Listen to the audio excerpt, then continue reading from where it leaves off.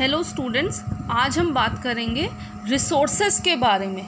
Resources माने संसाधन, हिंदी में संसाधन।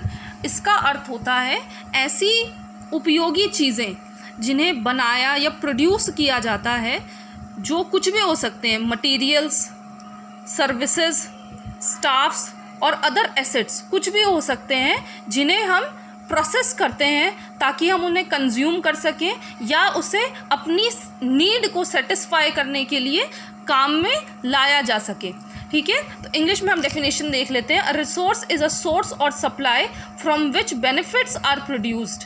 Typically resources are materials, services, staffs or other assets which are transformed to produce benefit and in the process may be consumed or made available to satisfy needs or wants। ठीक है, तो ये होते हैं हमारे रिसोर्सेज और ये है इसका डेफिनेशन। अब हम इसके वैल्यू के बारे में देख लेते हैं। मतलब कि जो रिसोर्सेज होते हैं वो उसकी क्या उपयोगिता है। ठीक है, तो सबसे पहले हम उसकी वैल्यू के बारे में देखते हैं। इसमें तो वैल्यू जो है वो रिसोर्स के ऊपर डिपेंड करता है कि उसकी यूटिलिटी क्या है और उसकी इम्पोर्टेंस क्या है।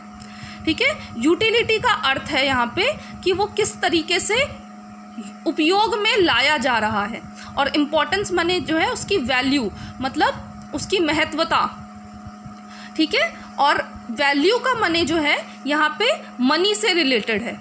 ठीक है, तो कुछ रिसोर्सेज जो होते हैं उनकी इकोनॉमिक वैल्यू होती है, मतलब कि वो पैसे कमाने के, धन कमाने के काम में आते हैं, कुछ के नहीं होते हैं। जैसे कि यहाँ पे जो है डायमंड्स के बारे में बताया गया है। जो हीरा होता है उसकी इकोनॉमिक वैल्यू है। हम सब जानते हैं कि हीरा जो है वो कितना कॉस्टली होता है, सब लोग उसको अफोर्ड नहीं कर सकते हैं। उसी तरीके से जो चैरिटी वर्क है, चैरिटी वर्क का मतलब होता है कि कुछ दान दे देना या फिर किसी की मदद कर देना। तो ऐसा जो काम है वो भी एक तरह का रिसोर्स ही है, लेकिन वो जो है एक तरह से फ्री वर्क है, उसके लिए किसी भी तरीके का कोई पैसा नहीं लगता है।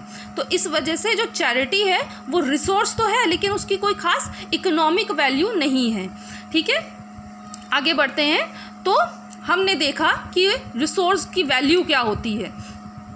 ठीक, उसके बाद यहाँ पे एक और एग्जाम्पल क्ले का दिया हुआ है। तो क्ले जो है वैसे तो हर जगह मिल जाता है, ठीक है, आसानी से उपलब्ध हो जाता है, लेकिन वो सबके लिए तो इम्पॉर्टेंट नहीं है ना। लेकिन एक जो पॉटर है, पॉटर माने जो मिट्टी के घड़े बनाने वाला है, दिए बनाने वाला है, उसके लिए वो एक इम्पॉर्टेंट रिसोर्स है। क्यों?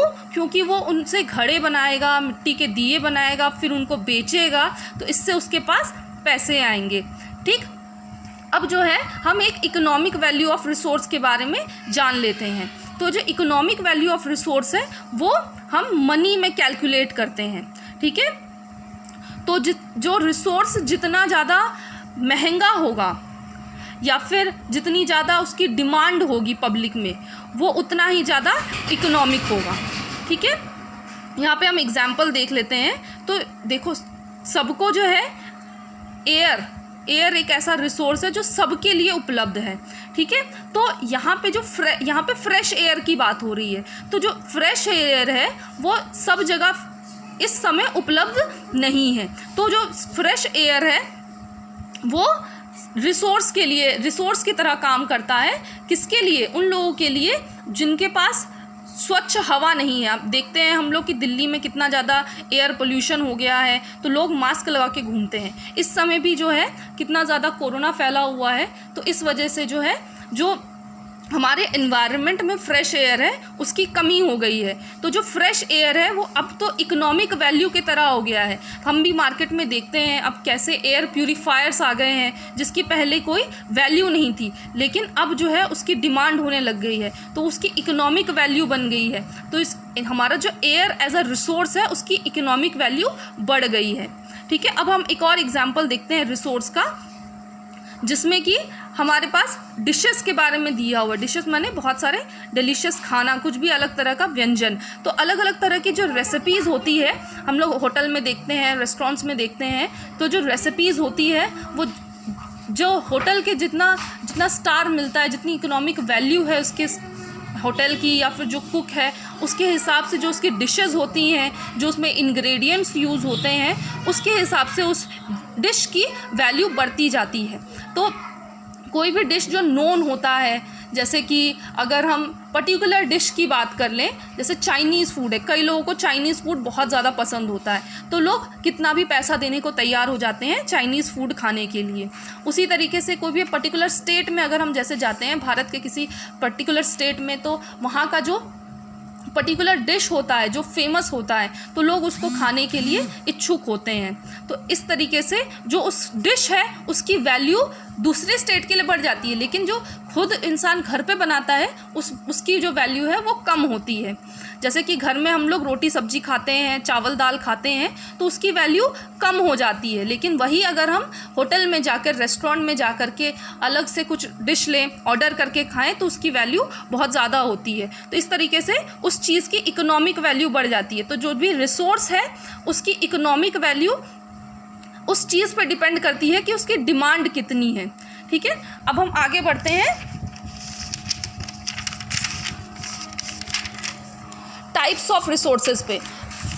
टाइप्स ऑफ रिसोर्सेज में अगर हम जनरली इसको क्लासीफाई करें तो टाइप्स ऑफ रिसोर्सेज 3 टाइप्स के होते हैं: natural resources, man made resources और ह्यूमन रिसोर्सेज। तो जो हमारे नेचुरल रिसोर्सेज होते हैं उसका डेफिनेशन है naturally occurring materials which are used by humans in their natural form or with little modification are known as natural resources. For example, there are minerals, soil, water, plants, animals. तो जो ऐसे resources जो naturally उपलब्ध हो, जो हमें nature ने provide किया है, जैसे मिनरल है, सॉइल है, वाटर है, प्लांट्स हैं, एनिमल्स हैं, जंगल है, फॉरेस्ट है, रिवर्स हैं, कोल है, उसके अलावा जो माइंस हैं, तो ये सब जो है नेचुरली उपलब्ध हैं। तो ये जो है ये सब क्या कहलाते हैं? नेचुरल रिसोर्सेज कहलाते हैं।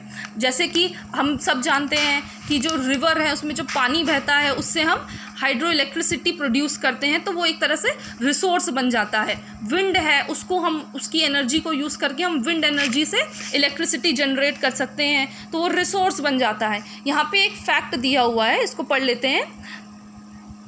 Naturally existing materials are in raw form and need to be processed by humans. Therefore, human activities such as mining, extraction of mineral oil, fishing, hunting and forestry are generally termed as natural resource industries.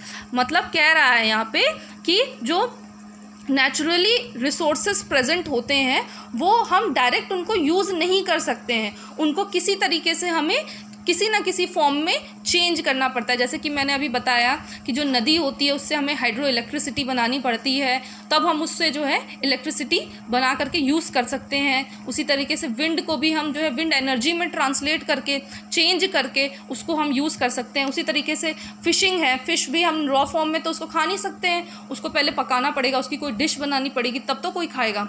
तो इस तरीके से जो naturally जो चीज़ें हमें मिलती हैं उन्हें हमें दूसरे फॉर्म में चेंज करना पड़ता है, तब हम उसको यूज़ कर सकते हैं एज अ नेचुरल रिसोर्स। अब हम आगे देखते हैं क्लासिफिकेशन ऑफ नेचुरल रिसोर्स। अब जो नेचुरल रिसोर्सेज हैं वो कई तरीके से क्लासिफाइड हैं। तो फर्स्ट वन है इसमें based on their level of development and use resources can be classified as under. यहाँ पे मैंने फ्लो चार्ट बनाया हुआ है। तो ये फर्स्ट टाइप ऑफ जो है हमारा क्लासिफिकेशन है, जिसमें हमने इसको 2 भागों में डिवाइड किया हुआ है, एक्चुअल रिसोर्सेज और पोटेंशियल रिसोर्सेज। मतलब कि यहाँ पे लेवल ऑफ डेवलपमेंट की बात हो रही है। ये लेवल ऑफ डेवलपमेंट होता है कि कितना ज़्यादा वो डेवलप हो चुका है, ठीक है, मतलब उसकी उपयोगिता कितनी ज़्यादा बढ़ चुकी है। अब हम इसके जो क्लासिफिकेशन है उससे हम अंतर समझ सकते हैं। जो एक्चुअल रिसोर्सेज होते हैं वो हम यहाँ पे लिखा है एक्चुअल क्वांटिटी एंड क्वालिटी, मतलब कि हम एक्चुअल रिसोर्सेज को हम उसी फॉर्म में यूज़ कर रहे हैं। जैसे कि हमारा है वाटर। अब मैंने हाइड्रो इलेक्ट्रिसिटी की बात की तो उसमें हम पानी को एज इट इज़ फॉर्म में यूज़ कर रहे हैं। पानी जो बह रहा है उससे हम हाइड्रो इलेक्ट्रिसिटी बना रहे हैं, ठीक है। तो इस तरीके से जो हमारा वाटर है वो एक एक्चुअल क्वांटिटी का है और एक्चुअल क्वालिटी का है, इसीलिए वो एक एक्चुअल रिसोर्स है। अब हम पोटेंशियल रिसोर्सेज में आ जाते हैं। तो पोटेंशियल रिसोर्सेज वो रिसोर्सेज होते हैं जो अभी तो फ़िलहाल यूज़ में नहीं है, लेकिन फ्यूचर जनरेशन में यूज़ में आ सकते हैं। जैसे कि एक एग्जाम्पल यहाँ किताब में दिया हुआ है कि हमारे पास जो लद्दाख रीजन है वहाँ पे यूरेनियम का बहुत बड़ा रिज़र्व है। तो ये जो रिज़र्व है, अब यूरेनियम को हम डायरेक्ट इस फॉर्म में तो यूज़ कर नहीं सकते हैं, इससे हमें एनर्जी जनरेट करनी पड़ेगी। कौन सी एनर्जी? Nuclear energy. तो ये न्यूक्लियर एनर्जी जो है उसको हम चेंज कर सकते हैं एक्सप्लोसिव बनाने के लिए, या फिर इलेक्ट्रिसिटी बनाने के लिए, या फिर कोई ऐसा औजार बनाने के लिए जिसका फ्यूचर में बहुत ज़्यादा उपयोग हो। तो ऐसा जो रिसोर्स है या रिज़र्व है वो पोटेंशियल रिसोर्सेज कहलाता है। अब यहाँ पे एक और एग्जाम्पल दिया हुआ है कि हम कुछ सालों पहले तक, मतलब कुछ 200 सालों पहले तक हमें पता नहीं था कि जो विंड है उसको हम एज रिसोर्स यूज़ कर सकते हैं। तो यहाँ पे जो विंड एनर्जी है वो विंड मिल्स के थ्रू, यहाँ फोटो दिया हुआ है, तो ऐसे विंड मिल्स होते हैं। तो विंड मिल्स के थ्रू हम जो है विंड एनर्जी को यूज़ करके इलेक्ट्रिसिटी में कन्वर्ट कर सकते हैं। तो ऐसा ही एक प्लांट जो है तमिलनाडु में जो है सिचुएटेड है, जो कि विंड एनर्जी प्रोड्यूस करता है। अब यहाँ पे एक और फैक्ट दिया हुआ है, इसको पढ़ लेते हैं। As per world wind power report 2010, India produces more than 13,000 megawatt of electricity through wind mills. मतलब कि एक तरीके से कहा जा सकता है कि इंडिया में आफ्टर हाइड्रो इलेक्ट्रिसिटी जो विंड एनर्जी है वो सेकेंड मोस्ट जनरेटेड इलेक्ट्रिसिटी है। ठीक है, इसके बाद हम नेक्स्ट स्टेज पे आ जाते हैं, जो है based on their origin resources can be classified as under. मतलब ओरिजिन का मतलब होता है कि कहाँ से वो जनरेट हो रहा है रिसोर्स। ठीक है, तो जहाँ से जनरेशन हो रहा है, जहाँ से ओरिजिन हो रहा है, इस बेसिस पे हम उसको दो भागों में डिवाइड कर सकते हैं।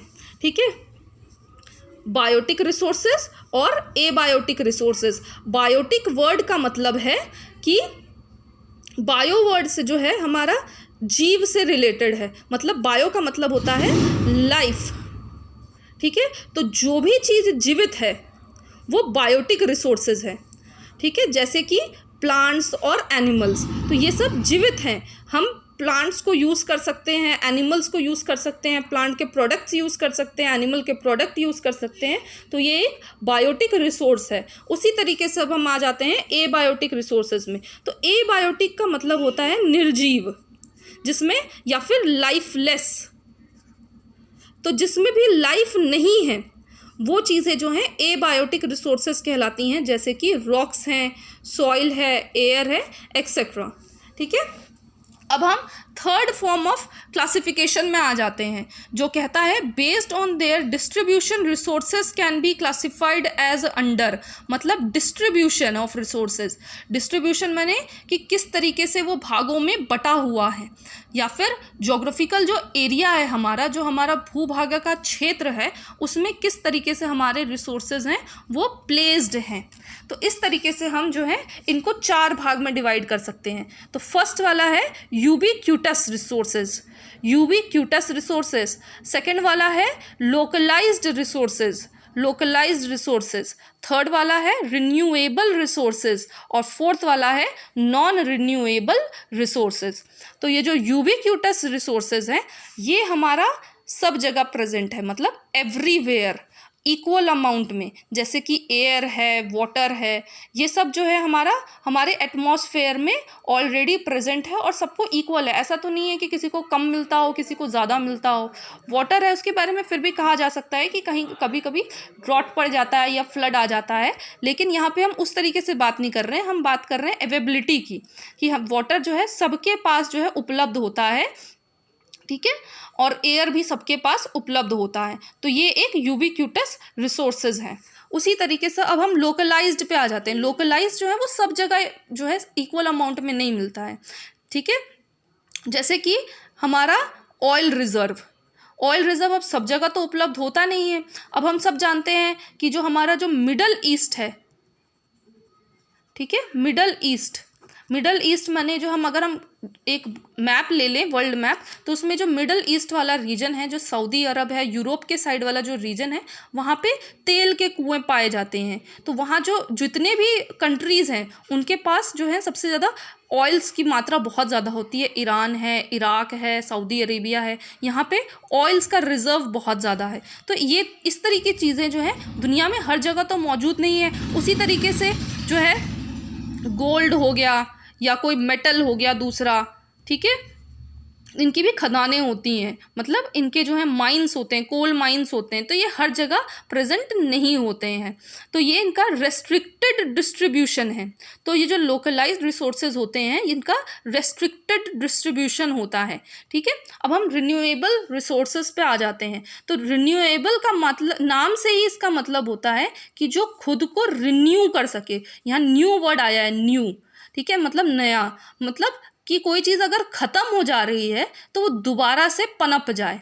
जैसे कि यहाँ पे हमारा एयर वाटर है, अगर हम पानी जो है वाटर साइकिल के थ्रू हम सब जानते हैं कि दोबारा से जनरेट हो जाता है, दोबारा अर्थ पे आ जाता है। सबको पता है कि पानी है, भाप बन के ऊपर होता है, फिर उसके बाद बादल बनते हैं, फिर बारिश होती है। तो इस तरीके से जो है पानी वाटर साइकिल का साइकिल चलता रहता है। तो इसको एक और नाम कह सकते हैं इनएग्जॉस्टिबल। इनएग्जॉस्टिबल का मतलब होता है जो कभी ना ख़त्म हो। लेकिन अब हम सब लोग जानते हैं कि एयर पोल्यूशन हो रहा है, वाटर पोल्यूशन हो रहा है, तो इसकी जो है हमें यूज़ जो है समझदारी से करनी चाहिए, ठीक है।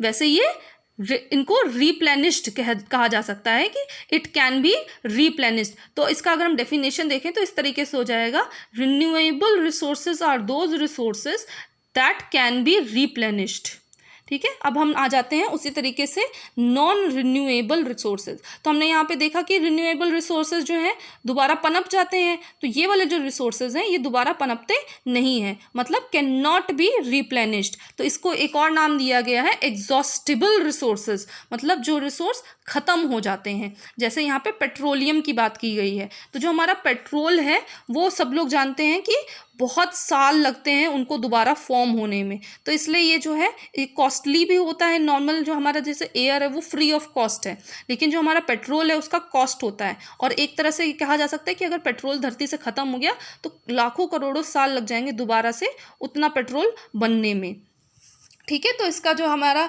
उपयोग है बहुत जुडिशरी होना चाहिए, ठीक। अब हम नेक्स्ट आ जाते हैं, नेक्स्ट टॉपिक पे आ जाते हैं।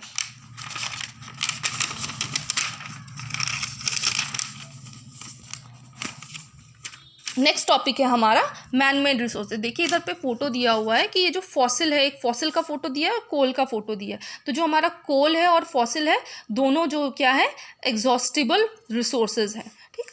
तो अब हम आ जाते हैं मैन मेड रिसोर्सेज पे। तो मैन मेड रिसोर्सेज वो रिसोर्सेज होते हैं जो क्या होते हैं कि किसी टेक्नोलॉजी के यूज़ से, मतलब many natural substances can be made useful only after the use of some technology, मतलब कुछ टेक्नोलॉजी को यूज़ करके जो हम रिसोर्सेज को अपने उपयोग में लाते हैं उनको मैन मेड रिसोर्सेज कहते हैं, या फिर आर्टिफिशियल रिसोर्सेज भी कहते हैं, ठीक है। जैसे कि यहाँ पे एग्जाम्पल दिया हुआ है, जैसे कि आयरन ओर का एग्जाम्पल दिया है। अब सब जानते हैं जो हमारा जो आयरन है वो इस फॉर्म में उपलब्ध होता है कि उसे नेचुरली हम एक्सट्रैक्ट कर भी लें तो उसे उसका कोई उपयोग नहीं होता। उसी तरीके से जो हीरा होता है या कोई भी गोल्ड हो या फिर मोती हो, तो इन सब का जो है फिनिशिंग होती है, तो फिनिश्ड गुड्स की ही जो है वैल्यू होती है, ठीक है।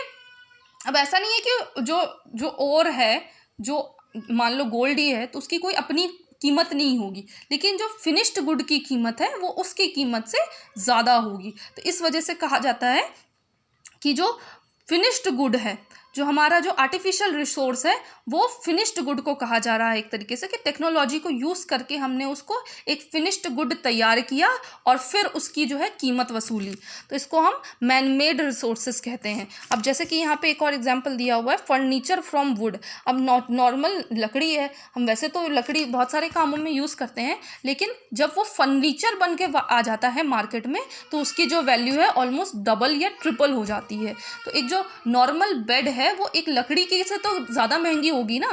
तो ये समझ करके हम बोल सकते हैं कि जो मैन मेड रिसोर्सेज होते हैं वो फिनिश्ड गुड के रिसोर्सेज होते हैं। ठीक है, अब हम आ जाते हैं ह्यूमन रिसोर्सेज पे। ह्यूमन रिसोर्सेज क्या होता है, यहाँ पे फोटो दिया हुआ है, ढेर सारे लोग खड़े हैं, लेकिन ध्यान से देखें तो इनके जो है अलग अलग प्रोफेशन है। कोई नर्स है, कोई डॉक्टर है, कोई वकील है, कोई कारपेंटर है, कोई पेंटर है। तो इस तरीके से ह्यूमन रिसोर्सेज को कहा जा सकता है कि स्किल्स होते हैं, लोगों की जो है अपनी एबिलिटीज़ होती हैं, ठीक है, जो नेचर के गिफ्ट को रिसोर्सेज में बदल दें। ठीक है, उनके पास आइडियाज़ होते हैं, नॉलेज होते हैं, इन्वेंशन होते हैं, डिस्कवरीज होते हैं that lead to the creation of more resources. ठीक है, ईच डिस्कवरी और invention lead to many others. ठीक है, जैसे कि अब कुकिंग है, एग्जाम्पल में कुकिंग का दिया हुआ है, प्रैक्टिस ऑफ कुकिंग जो है एक तरह का रिसोर्स है, प्रैक्टिस ऑफ नर्सिंग एक तरह का रिसोर्स है, प्रैक्टिस ऑफ कंस्ट्रक्शन एक तरह का रिसोर्स है। तो इस तरीके से कहा जा सकता है कि जो हमारे ह्यूमन रिसोर्सेज होते हैं एक तरह से स्किल्स होते हैं, एजुकेशन होते हैं, जो टीचर पढ़ा रहा है, जो स्टूडेंट पढ़ रहा है, वो सब एक तरह से ह्यूमन रिसोर्स है। और ये जो ह्यूमन रिसोर्स है उस या फिर स्किल डेवलपमेंट जो है इसको कहा जाता है ह्यूमन रिसोर्स डेवलपमेंट। ठीक है, तो अगर हम किसी भी एबिलिटी को, किसी भी स्किल को डेवलप करने के लिए, किसी एक वैल्यूएबल रिसोर्स में कन्वर्ट करने के लिए काम करें या क्रिएट करें ऐसी फैसिलिटी जिससे कि वो ह्यूमन रिसोर्स आगे नई अपॉर्चुनिटी क्रिएट करे, तो इसको कहा जा सकता है ह्यूमन रिसोर्स डेवलपमेंट। ठीक है, आगे बढ़ते हैं, कंजर्वेशन ऑफ रिसोर्सेज। तो कंजर्वेशन ऑफ रिसोर्सेज का मतलब है कि रिसोर्सेज को बचाना। रिसोर्सेज को बचाना क्यों है? अब रिसोर्सेज को इसलिए बचाना है कि भले ही हमारा यूनिवर्स बहुत बड़ा है और उसमें renewable resources, non renewable resources बहुत ज़्यादा मात्रा में यूज़ मतलब अवेलेबल हो, लेकिन अगर हम इसको कोई लिमिट ना हो, इसकी यूज़ करने की कोई लिमिट ना हो, तो एक ना एक दिन वो रिसोर्स ख़त्म हो जाएगी या किसी और रिसोर्स में इफ़ेक्ट करेगी। अब जैसे कि अगर हम फूड चेन की बात करें तो उसमें भी देखा जाता है कि अगर किसी एक जंगल है, मान लो जंगल में जो है शेर है, बकरी है, डियर है, घास है, सब है। ठीक है, तो अगर बहुत सारी घासी हो जाए तो भी आफत है, बहुत सारे शेर ही हो जाए तो आफत है। तो क्योंकि ढेर सारे शेर हो जाएंगे तो वो ढेर सारी बकरी को और जो है जितने भी गाय है या फिर जो डियर है उनको खा लेगा, तो जो हमारा इकोसिस्टम है वो डिसबैलेंस हो जाएगा। उसी तरीके से अगर ढेर सारे डियर हो गई तो वो ढेर सारी घास खा लेगी। ठीक है, तो घास खत्म हो जाने से सॉइल इरोजन हो सकता है, सॉइल डिप्लीशन हो सकता है, तो इस तरीके से प्रॉब्लम जनरेट हो जाती है। तो इस वजह से इसको कंट्रोल करने के लिए हमारा कंजर्वेशन ऑफ रिसोर्सेज बहुत ज़्यादा इम्पॉर्टेंट है। प्लस जो हमारी जो नॉन रिन्यूएबल रिसोर्सेज हैं, अगर उसका एक्सप्लॉयटेशन बहुत ज़्यादा अमाउंट में हो गया तो उन्हें रिप्लेनिश करना बहुत ज़्यादा मुश्किल हो जाएगा। ठीक है, तो यहाँ पे हमारा कहा गया है कि human beings are using fossil fuels at an alarming state as per predictions by scientists and research agencies. Fossil fuels would be exhausted completely in about 150 years of time. Think about the future after ahead. That would be no petrol to run the cars. There would be no coal to power the factories. Imagine the difficulties which the future generation would have to face. मतलब कहना चाह रहा है कि इसके according, कुछ scientist के according, जिस रेट पे हम लोग कोल्स को यूज़ कर रहे हैं, पेट्रोल्स को यूज़ कर रहे हैं, तो इस हिसाब से 150 सालों में ये सब ख़त्म हो जाएगा। फिर हमारे फ्यूचर जनरेशन के पास इनमें से कुछ भी नहीं बचेगा। अब हम बात कर लेते हैं सस्टेनेबल डेवलपमेंट की। तो वैज्ञानिकों ने जो है चिंतन किया, लोगों ने सोचा कि अगर इस तरीके से हम इसको यूज़ करेंगे, बहुत सारे फॉसिल फ्यूल्स को और कोल को, पेट्रोल को यूज़ करेंगे, तो ये एक दिन जो है वो सब ख़त्म हो जाएगा। तो इसके लिए सस्टेनेबल डेवलपमेंट बहुत ज़्यादा इम्पॉर्टेंट है। सस्टेनेबल डेवलपमेंट का मतलब होता है कि जो चीज़ें हैं, जो हमारे पास रिसोर्सेज हैं, उसमें बैलेंस बना के हम चलें और उसको इस तरीके से यूज़ करें कि हम अपनी नीड तो अभी पूरी कर ही लें, लेकिन फ्यूचर जनरेशन की जो नीड है उनको भी फुलफ़िल करते चलें। तो इसका हम जो है एक डेफिनेशन देख लेते हैं, वो इस तरीके से है, utilization of resources to meet needs of present and also taking care of the future generation. मतलब जैसे मैंने अभी समझाया कि हमें बैलेंस बना के चलना है दोनों के बीच में। ठीक है, बैलेंस किसमें? फ्यूचर में और प्रेजेंट में। ठीक है, ताकि हम दोनों की नीड्स को सेटिस्फाई कर सकें। ठीक है, तो इसको क्या कहते हैं, सस्टेनेबल डेवलपमेंट। अब जो सस्टेनेबल डेवलपमेंट है, यहाँ से जो है 3Rs का प्रिंसिपल आया, 3Rs। ठीक है, ये इस तरीके से इसको साइकिल बना के समझा जा सकता है। ये 3Rs है। तो इसमें जो पहला R है वो है रिड्यूस। ठीक है, ये पहला है। सेकेंड वाला है रिसाइकल और थर्ड वाला है रीयूज़। ठीक है, ये हैं 3Rs। ठीक है, अल्फ़ाबेटिकल वाला जो R होता है वही वाला R है। तो अब रिड्यूस को देख लेते हैं। रिड्यूस का क्या मतलब होता है? रिड्यूस का मतलब है कम।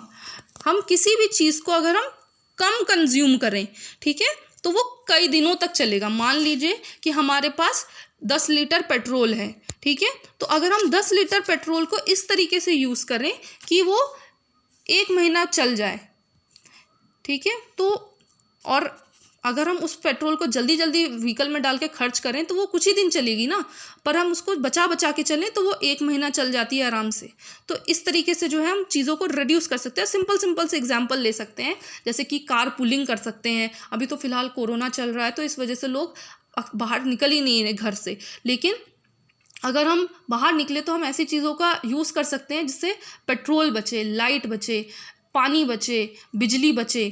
ठीक है, तो ऐसी छोटी छोटी जो हमारे एफर्ट्स हैं उनसे जो है चीज़ों को कम यूज़ करने से, रिड्यूस करने से जो है हमारा इन्वायरमेंट और ज़्यादा हेल्दी होगा, प्लस हमारी जो रिसोर्सेज है वो भी कम खर्च होंगी और जो है रिसोर्सेज अपने आप रिन्यू होने में उनको जो टाइम चाहिए वो उनको मिलता रहेगा, और जो हमारा फ्यूचर जनरेशन है उनको भी उसकी किल्लत फेस नहीं करनी होगी। फिर हम आ जाते हैं रीयूज़ पे। रीयूज़ का मतलब होता है कि जो चीज़ें हैं उनको दोबारा यूज़ करना। तो यहाँ पे कहा है many old items can be reuse by making them into useful items. For example old cloth can be used for making rugs and doormats. अब इंडिया जैसा देश है, यहाँ पे जो है सब जुगाड़ से काम करते ही हैं। तो एक तरह से जो ये जो प्रिंसिपल है रीयूज़ का वो एक तरह से हमारे संस्कृति में ही है। तो हम जो है अक्सर घरों में भी देखा जा सकता है कि जो फटे पुराने कपड़े हैं उनको जो है किचन क्लॉथ के जैसे यूज़ किया जा सकता है, या फिर पोछा लगाने के लिए यूज़ में लाया जा सकता है। उसी तरीके से जो पुराने न्यूज़पेपर हैं उनको यूज़ में लाया जा सकता है, जो पुराने प्लास्टिक हैं उनको यूज़ में लाया जा सकता है। ठीक है, और जो है इस तरीके से उनको जो है यूज़ करने से क्या होगा कि अगर जैसे मान लीजिए हमने कोई मार्केट से कोई सामान लाए हैं और वो घर में आने के कुछ दिन यूज़ किया और वो टूट गया या ख़राब हो गया, तो उसे रिपेयर अगर हम करा लें तो उसकी लाइफ बढ़ जाती है। तो अगर हम मार्केट से नया लाने के बजाय उसको ही यूज़ करें तो एक तरह से वो हम सस्टेनेबल डेवलपमेंट के जो प्रिंसिपल है हमारा रीयूज़ का, उसमें ही हम उसको फॉलो कर रहे हैं। ठीक है, अब हम नेक्स्ट वाला देख लेते हैं जो कि लास्ट वाला है रीसाइकल। तो रीसाइकल जो वर्ड है इसका मतलब होता है कि किसी भी पुरानी चीज़ को हम इस तरीके से मोल्ड करें या चेंज कर दें उसके फॉर्मेट में, जो कि उसे नई तरीके से उपयोग में लाया जा सके। जैसे कि आप सब लोग जानते हैं कि जो पुराने न्यूज़पेपर हैं, कबाड़ी वाले जो होते हैं, आप लोगों ने अक्सर घरों में देखा होगा कि जो कबाड़ी वाले हैं वो न्यूज़पेपर इकट्ठा करके लेके जाते हैं। तो जो ये न्यूज़पेपर होते हैं उनको क्या किया जाता है, फिर से गला दिया जाता है और गला करके वापस से उनका जो है कागज़ बनाया जाता है और वापस से उसमें प्रिंटिंग होती है। तो एक तरीके से जो हम न्यूज़पेपर घरों में पढ़ते हैं वो रिसाइकल्ड न्यूज़पेपर घरों में आते हैं। तो ये जो है इस तरीके से रिसाइकलिंग इंडस्ट्री होती है। उसी तरीके से जो प्लास्टिक है वो भी जो है दोबारा उनको गला के यूज़ किया जा सकता है। आप सब जानते हैं जो प्लास्टिक होता है उनको अगर हम ऐसे कचड़े में फेंक दें या सड़क पे फेंक दें या कहीं ऐसे बाहर डाल दें तो वो जानवर खा सकते हैं, या जो है मिट्टी में पूरी तरह घुलता नहीं है, तो उनको सालों साल लग जाते हैं पूरी तरीके से नष्ट होने में, और कई तो नष्ट होते भी नहीं हैं। तो वो क्या कर सकते हैं, वो मिट्टी की क्वालिटी को ख़राब कर सकते हैं, उसमें कीड़े पनप सकते हैं, जानवर उनको खा सकता है, वाटर लॉगिंग हो सकती है। तो इस सब समस्या से बचने के लिए जो ये रिसाइकल वाला उपाय है वो सबसे ज़्यादा बेहतर है। तो हमारा चैप्टर यहाँ पे ख़त्म हो गया है। तो हमने यहाँ पे देखा कि रिसोर्स क्या होता है, ठीक है, रिसोर्स क्या होता है, टाइप्स ऑफ रिसोर्सेज देखे। टाइप्स ऑफ रिसोर्सेज के बाद हमने जो नेचुरल रिसोर्सेज हैं उसकी जो है 3 टाइप्स ऑफ क्लासिफिकेशंस देखी। फर्स्ट वाले क्लासिफिकेशन में हमने एक्चुअल रिसोर्सेज, पोटेंशियल रिसोर्सेज देखे, फिर हमने जो है बायोटिक, एबायोटिक रिसोर्सेज देखे, फिर हमने यूबिक्यूटस, लोकलाइज, रिन्यूएबल और नॉन रिन्यूएबल रिसोर्सेज देखे, फिर मैन मेड रिसोर्सेज देखे, ह्यूमन रिसोर्सेज देखे और फिर सस्टेनेबल डेवलपमेंट देखा। तो थैंक यू स्टूडेंट्स, आज की क्लास हमारी यहीं पे ख़त्म होती है। Thank you students very much.